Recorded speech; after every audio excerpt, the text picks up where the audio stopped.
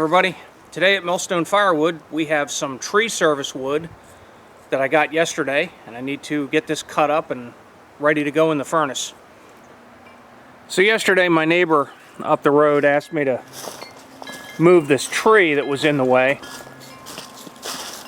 It fell across a path that they use to take their vehicles in and out of their property. So this is an old maple tree, and as you can see, that's fairly large chunk. So I cut it in pieces and brought it down here with the tractor, and none of this is worth bothering with as far as trying to sell it. It's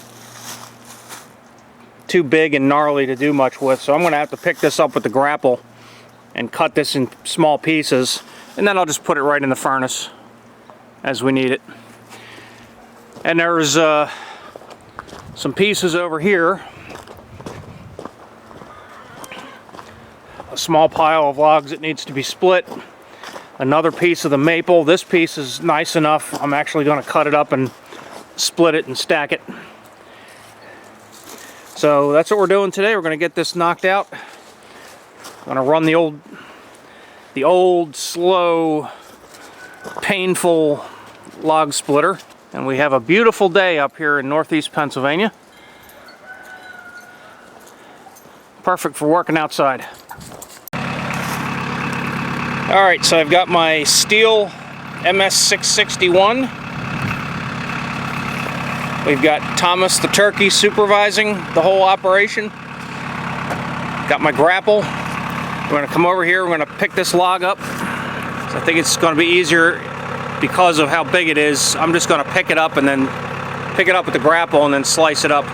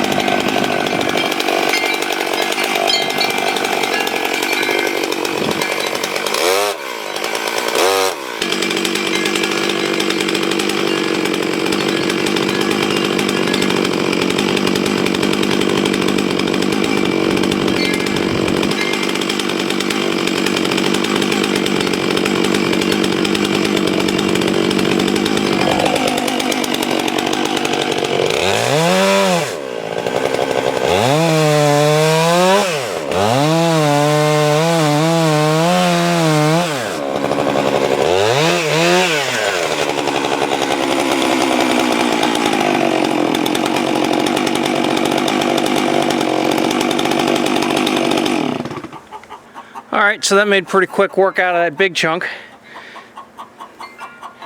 Now I think I'm going to push that aside, and then I'll pick up these other pieces and do the same thing. One thing I really like about this saw is after it's been run, it's a single pull to restart it. However, it is quite heavy, so that's why I picked this up, because if I can avoid having to bend over with this thing, I'm going to avoid it. But this is nice. One pull, starts right up.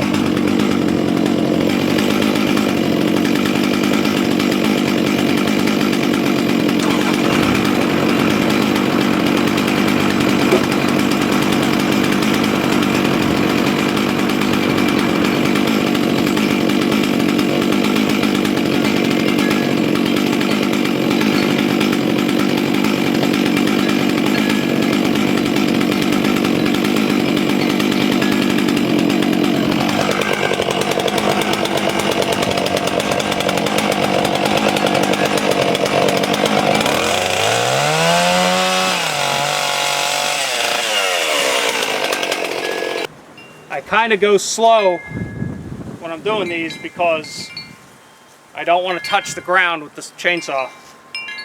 That's why I like to pick them up.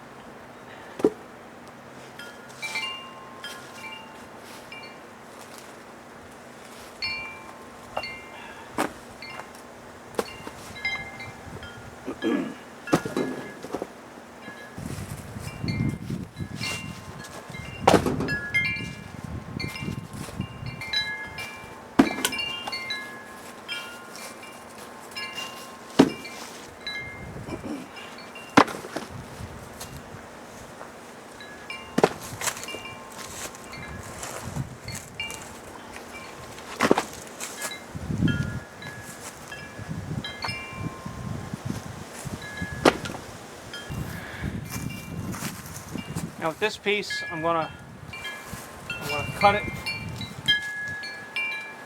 part way through, and then I'll roll it over and finish the cut. That way I don't get too close to the ground with the saw. All right.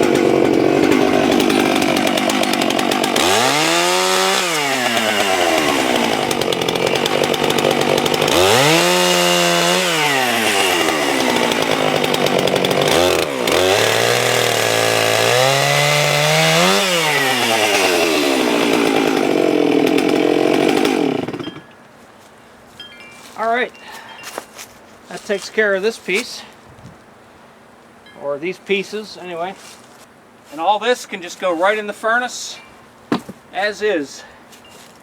I don't need to split it or do anything else to it, just got to be small enough that I can pick it up.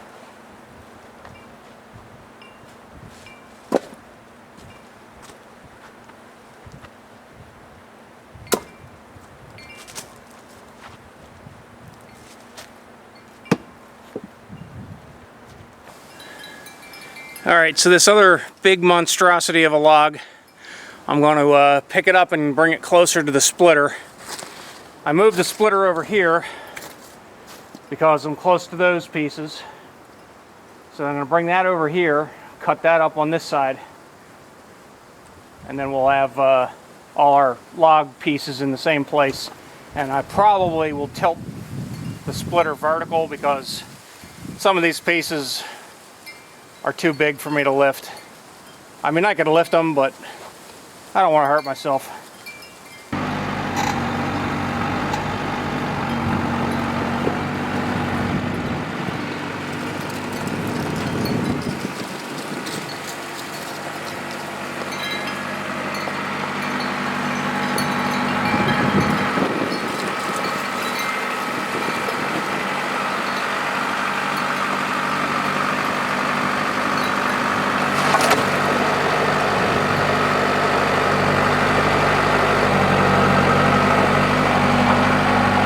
Okay, one pull, here we go.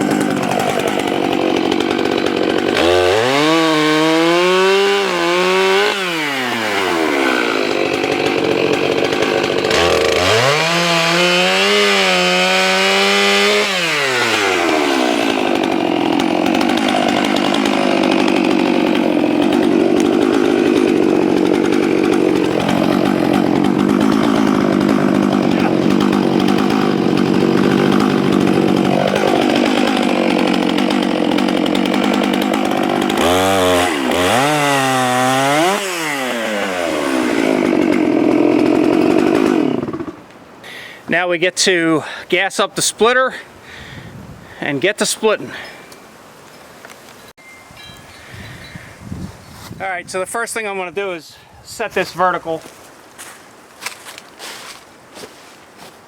because I'm not lifting these logs, they're too heavy. My back already hurts.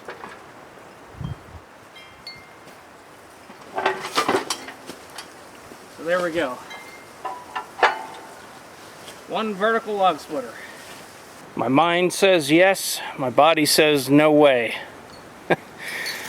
But we're going to fire up the log splitter, put on a little bit of music while I'm doing this, and I'm going to zip right on through this so you don't have to watch me split wood.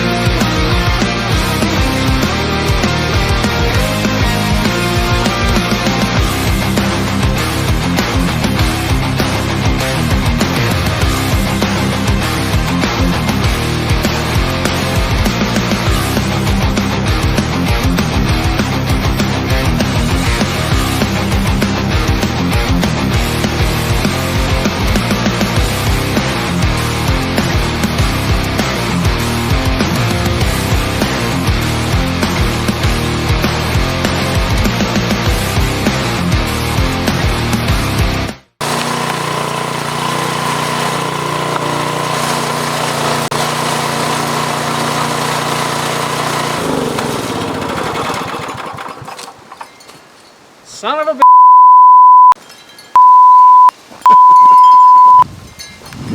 Well, that was unfortunate.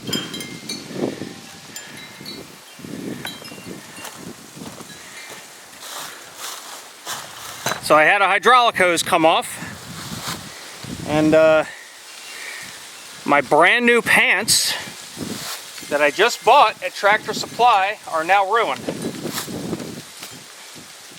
Alright, that puts a stop to this operation for a while. Alright, I'll show you what happened.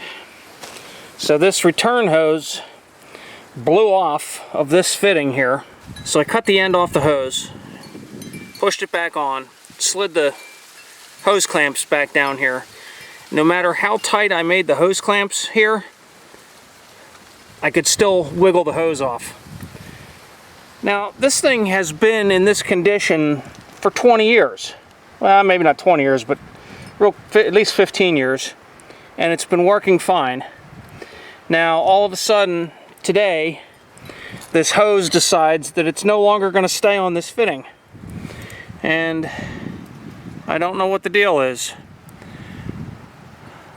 So, what I'm going to have to do now is I'm going to have to change all this over to JIC fittings. This log splitting project is now on hold until I fix this thing again. So there you have it, adventures in log splitting.